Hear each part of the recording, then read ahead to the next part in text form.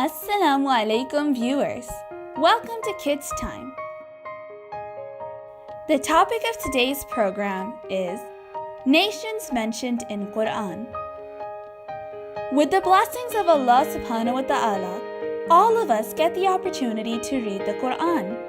And when we read the translation, we often come across references to certain previous nations which were punished by Allah subhanahu wa ta'ala for their disbelief and mischief.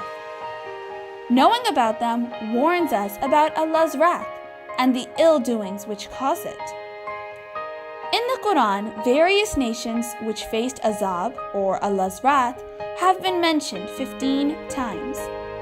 In this program, we will try and learn a little bit about what happened. So, let's get started. Now we will begin with our very first ummah, the nation of Prophet Nuh.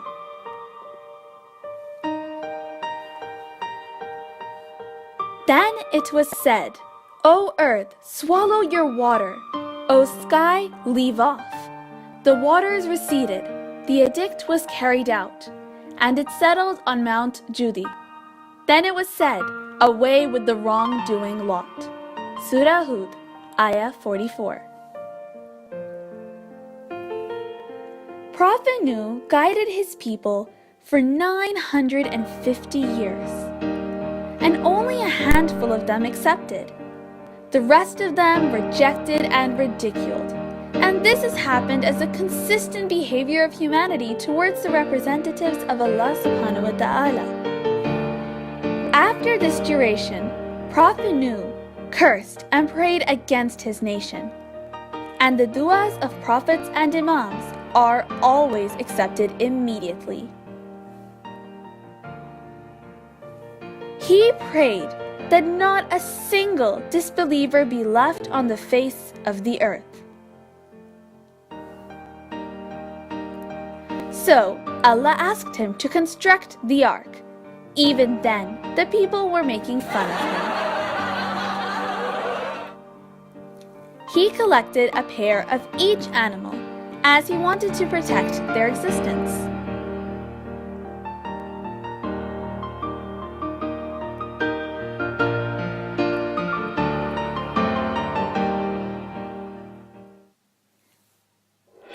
And when the time of punishment arrived, waters came out from the surface of the earth and skies. It was heavy rains, so that the earth was filled with water. There is a difference of opinion between the commentators, Mufassirin, about whether the entire earth got engulfed or just that area. After the storm, which continued for 6 months, according to narrations, it stopped. Allah subhanahu wa ta'ala commanded the earth and the heaven to stop, as is mentioned in the ayah in the Quran. Then the boat of Prophet Nuh stopped on a mountain called Judi. There are 8 different statements regarding where Mount Judi is located. And it is said that 80 people had embarked on the ark of Prophet Nuh. When the storm stopped, the population of the world was gone. Only those 80 people who were on the ark were surviving. No one else was there. Everybody got off the boat,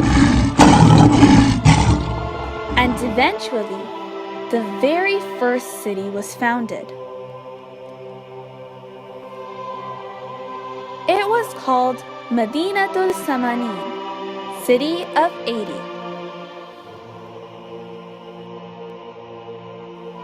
The Prophet ﷺ said, the example of my Ahl Bayt is like Ark of Nuh.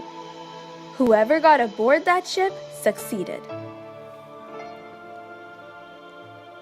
We need to be very particular about our behavior towards the Ahl Bayt.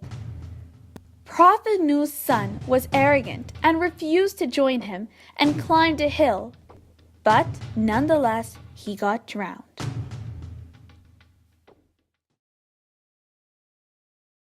Now we will move on to the next ummah, the nation of Ad. And as for Ad, they were destroyed by a fierce, icy gale. Surah Haqqa, Ayah 6. The nation lived in a place called Ahqaf, and their prophet was Prophet Hud. This place is in the Arabian Peninsula, in either Saudi Arabia or Yemen. These people were punished by roaring winds, and all of them got killed by it.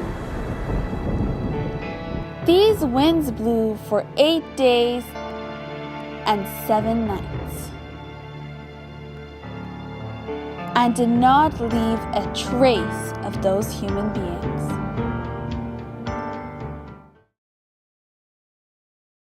Now let's move on to our next ummah, the nation of Prophet Saleh.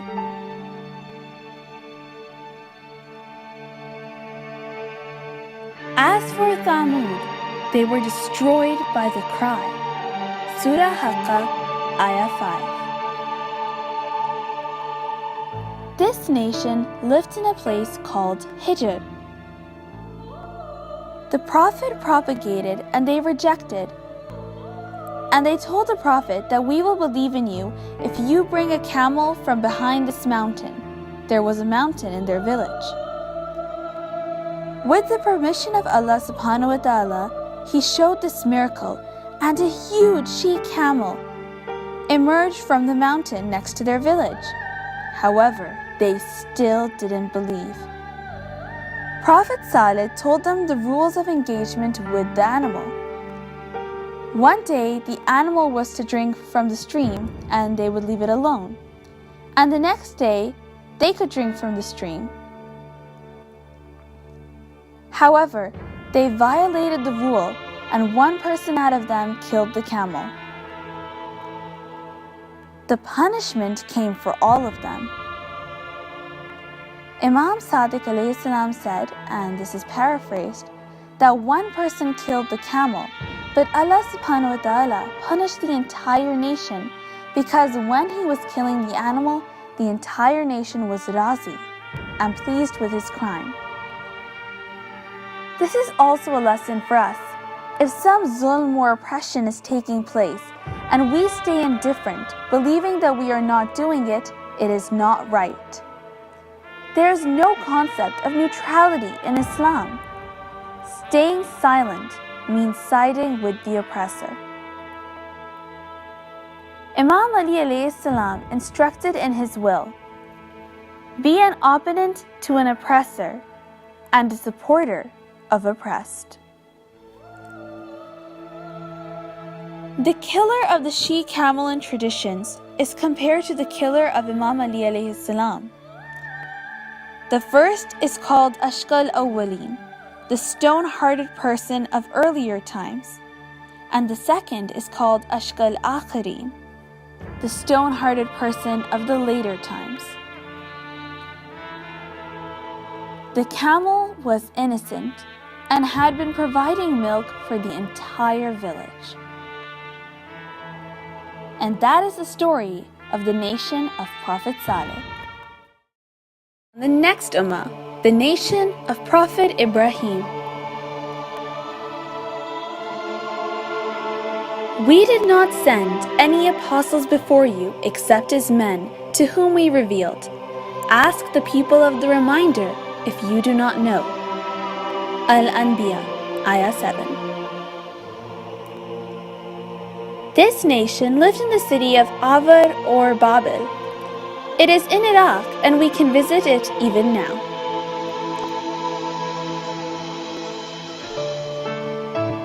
Prophet Ibrahim was all alone in the whole nation. Not even a single person supported him. It is a huge lesson for us. Irrespective of numbers, we have to do our responsibility, or farida, divine duty, regardless of the result. Prophet Ibrahim took a stance. He broke the idols and tried to convince them. However, they rejected, and a huge fire was prepared. They used a special instrument called minjanik, like a catapult, so that they could throw a human high in the air, because the fire was also quite high and too warm to get too close to. So when the Prophet was thrown up and he was still in the air, Jibreel came and asked, "Do you have any need?"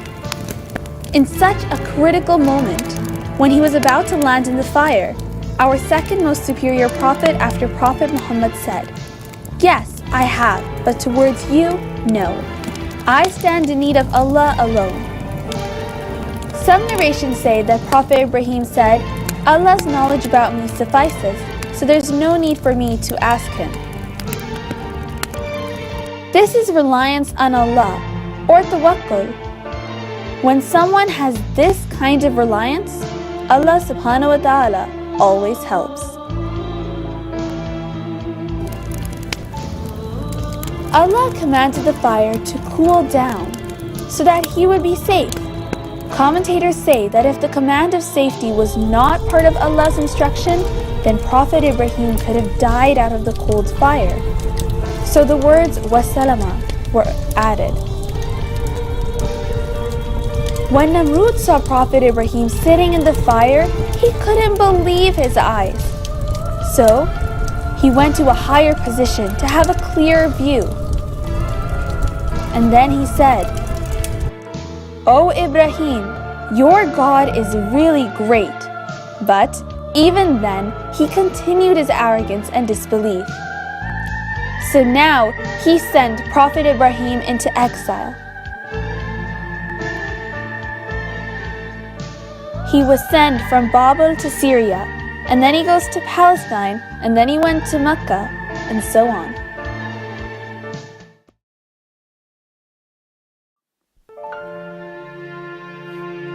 And our next nation is the nation of Prophet Lut.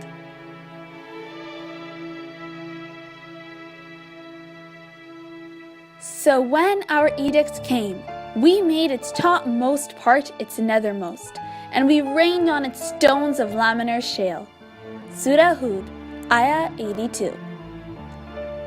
This nation lived in an area called Sadum. Their acts of immorality were disliked by Allah subhanahu wa ta'ala.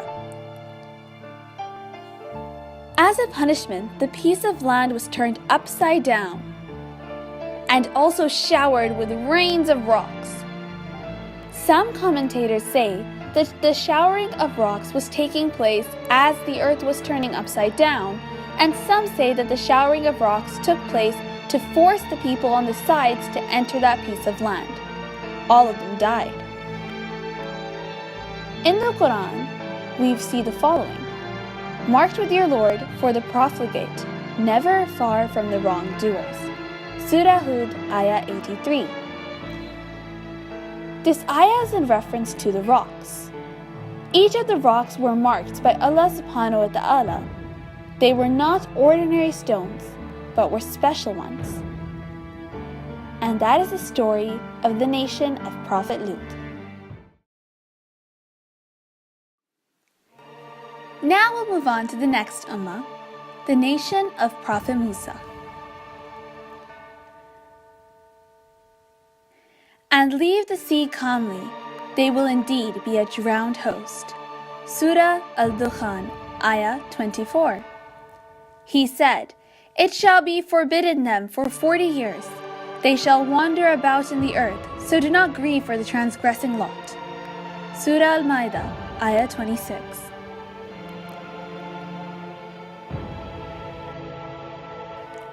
The story is that, in spite of a long duration of tabligh, Fir'aun continued with his arrogance and called himself God. He even asked his people to worship him.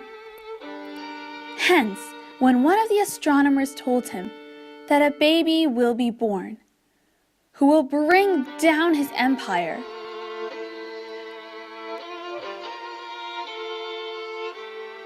He gets all the newborn babies killed. Countless babies were killed in anticipation of killing the one baby whom the astronomers had prophesied about. But, as in Allah's case, He says be, and it happens. Prophet Musa was the only baby who survived. In fact, he was raised in Firaun's palace. When Allah instructs Prophet Musa to take his followers away, Firaun's army is chasing him until they reach Nile, the river Nile. Here they get scared because in front of them was the biggest river and behind them was Firaun's army.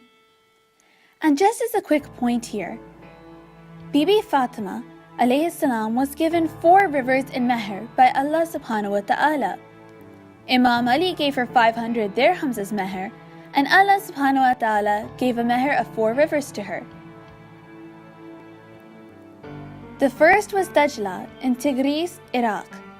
The second was Furat, the Euphrates in Iraq. The third was Nahr of Balkh, Afghanistan, and the fourth was the river Nile of Egypt. Then Prophet Musa and his followers enter the passage made in the river.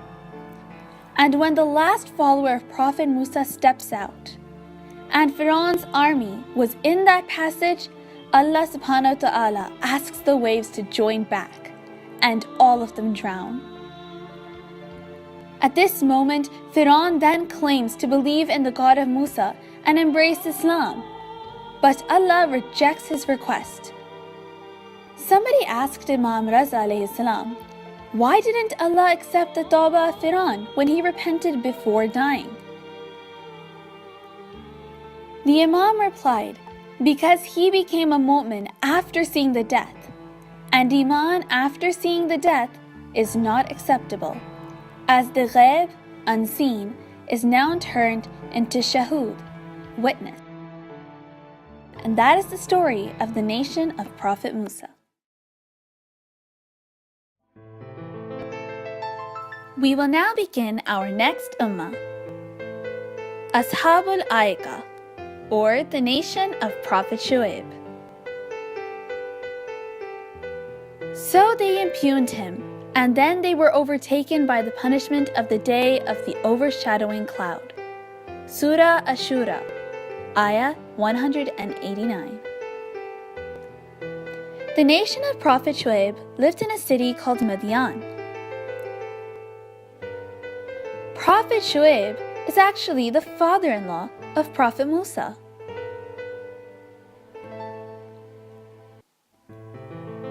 His nation was one of disbelievers.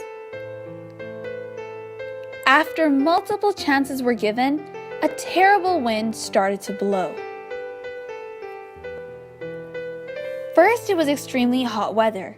Seeing a cloud and seeing its shade, the people gathered underneath it. And then the cloud started to shower fire and lightning. And that was the end of the nation of Prophet Shu'aib. And now we will start our next ummah, the nation of Saba.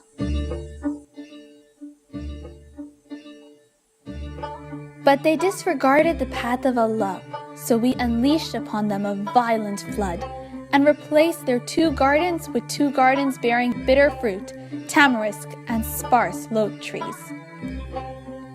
Surah Saba, Ayah 16. The nation of Saba lived in Yemen. They had 2 famous gardens that bore countless fruits.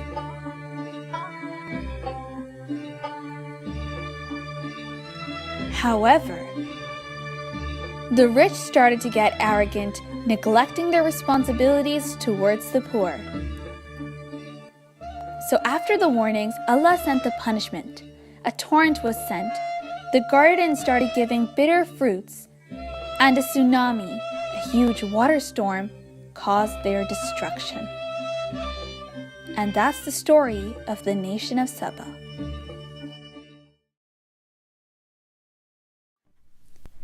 And now we will begin the next Ummah, the nation of Prophet Yunus.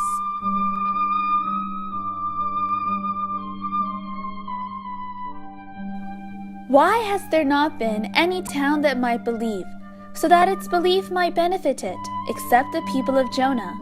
When they believed, we removed from them the punishment of disgrace in the life of this world, and we provided for them for a while. Surah Yunus, Ayah 98.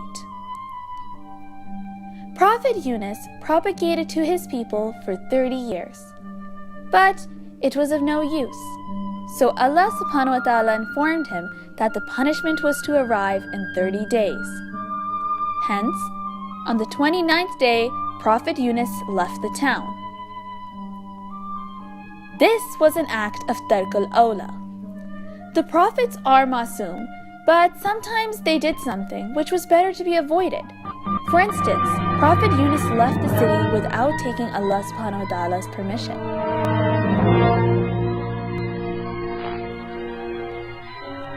He went out to sea and boarded a boat.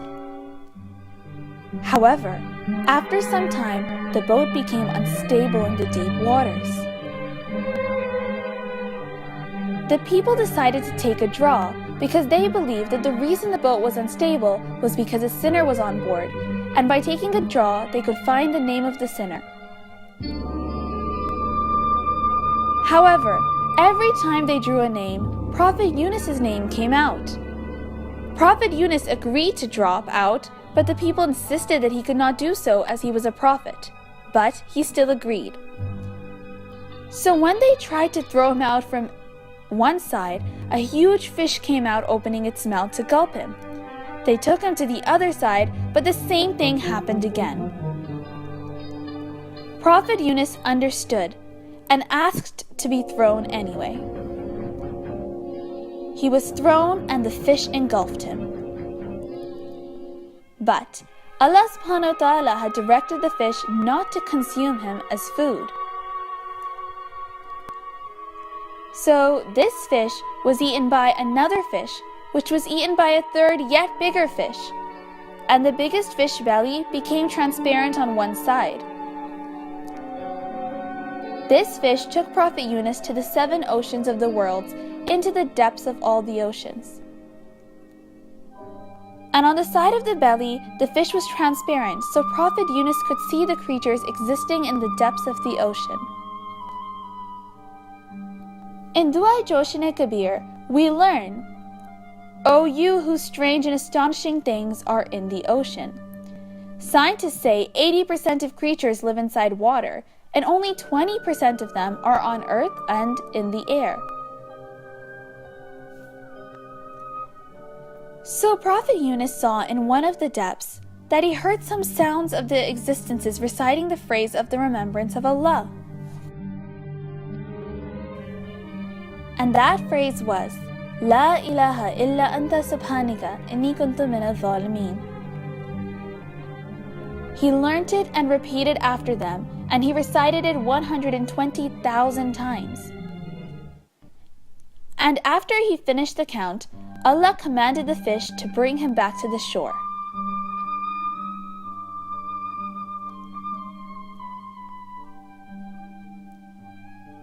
There was a pumpkin tree there, and he rested underneath it.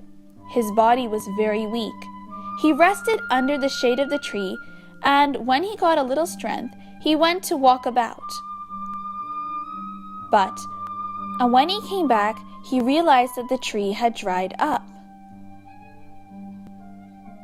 He became sorrowful because there was no place for him to get shade, and the sun rays were hurting his fragile skin. So Allah says to him, You became sorrowful on the drying of the tree, but you did not become sorrowful on the punishment of your nation? And this is when he realized his mistake. So he went back. This is why Allah subhanahu wa ta'ala asks Prophet Muhammad in the Quran that don't be like that person in the fish, or in other words, not to be like Prophet Yunus. So when he comes back, he repents and sees that the azab was gone. Allah did not punish the nation. What had happened was that a cloud had come to shower fire upon them. However, there was a scholarly, knowledgeable person among them. Some say he was the king, and some say he was another person. It was he who told them that they should do tawbah.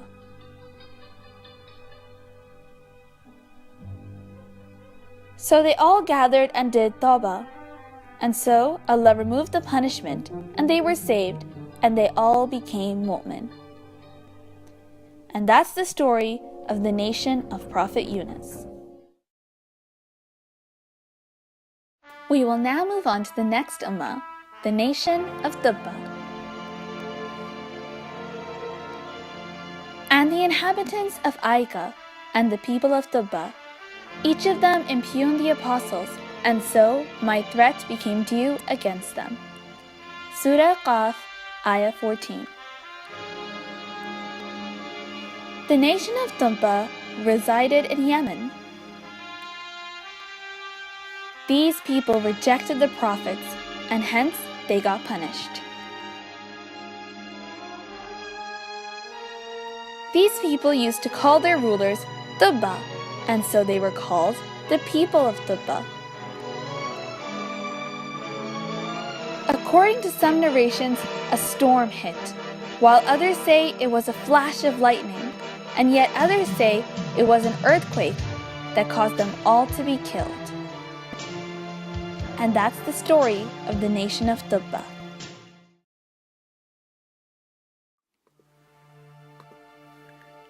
And now we will start the next ummah, Ashab al-Ras.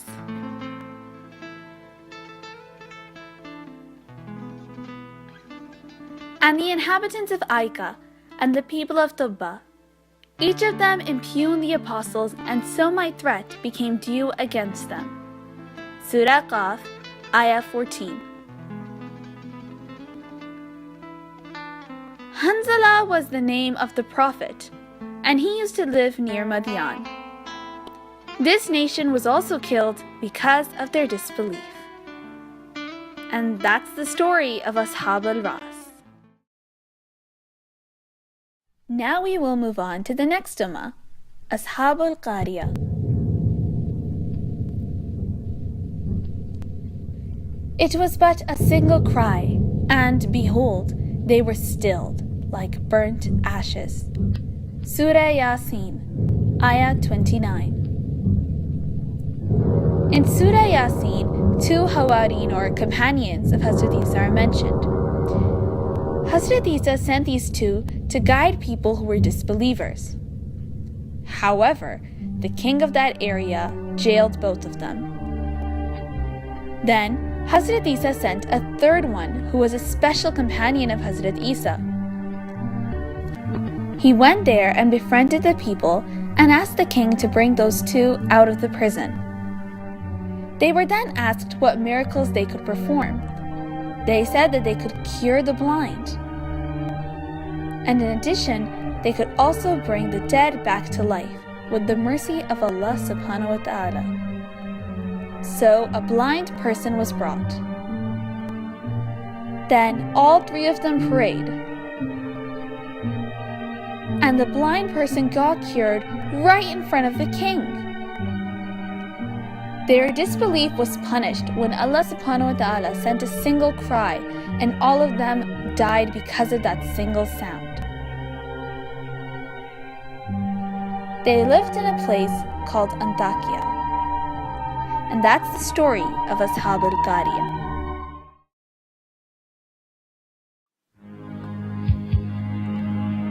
We will now move on to our next nation, Ashab al-Sabt.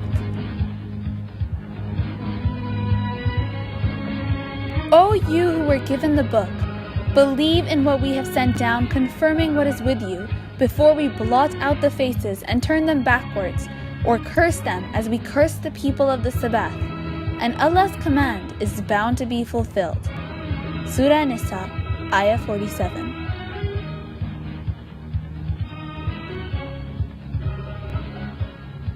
Sabt is Saturday in Arabic.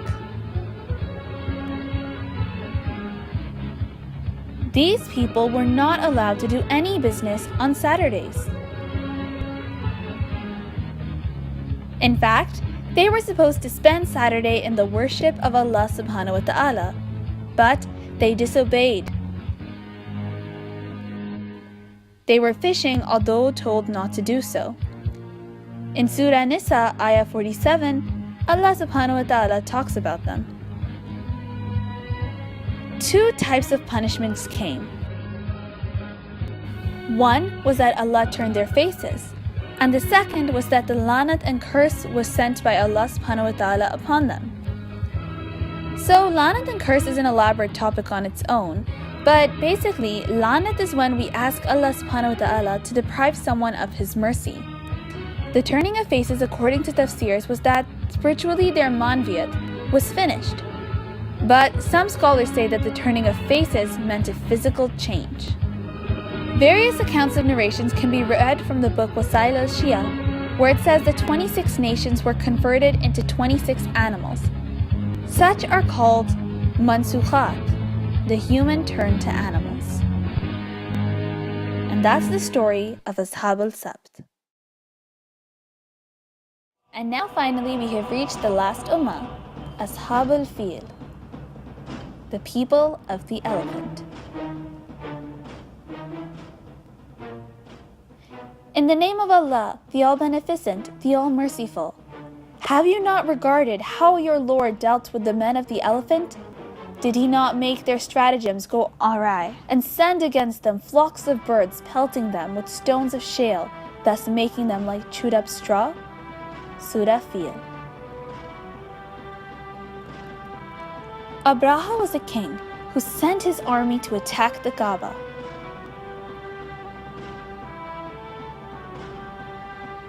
Hazrat Abdul Muttalib's camels were also stolen, so he went there to get them back. Later, Abraha attacked the Kaaba. Allah subhanahu wa ta'ala sent a tiny bird called Ababil, carrying tiny rocks in their beaks. The Ababil dropped the stones over Abraha's army, and it was destroyed. This is incomprehensible, and that is what miracles are all about. Ilm al-Kalam is the study of our belief system, Usul al-Din, and scholars of Usul al-Din are called Mutakallimin. In Ilm al-Kalam, a miracle is defined as the following. It's something extraordinary or supernatural, and is in accordance with the claim of the Prophet. If someone were to tell you that a bird threw a pebble, it would not break anything. It would simply fall down, as it would not have that great intensity. However, the Quran says that when those birds threw the stones, the elephants got destroyed just like chewed straw. One of the witnesses went back to his country, Yemen, to tell the entire story. He was not a Muslim. If he had not gone, the disbelievers wouldn't have believed what had happened, and that's why he was left alive. And that is the story of Ashab al-Fil.